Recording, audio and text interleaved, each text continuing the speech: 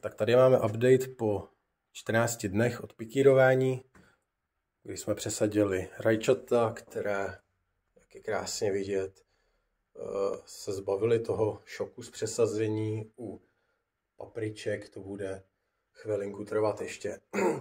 Objevila se nám tady plíseň, pravděpodobně nějaký aspergillus, je to způsobené zbytky cukru v zemině, ale zpravidla tahle plíseň zmizí velice rychle.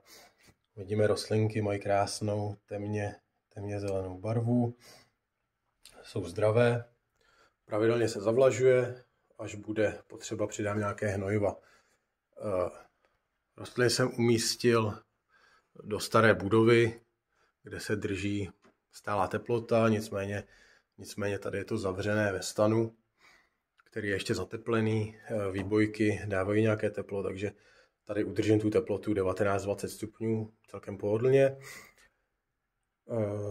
Co se týče těch výbojek, používám ledky, vidíte tady je to, co jdou dál, jo? Takže tady mám výbojku nebo LED světla teda s červeným spektrem, tady s modrým světlem, jo? Takže to tady různě kombinuju.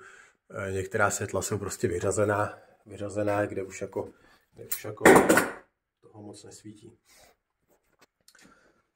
Co se týče náročnosti, tak světla jsou tady celkový watáži asi 220 W, takže odběr nic moc, jo.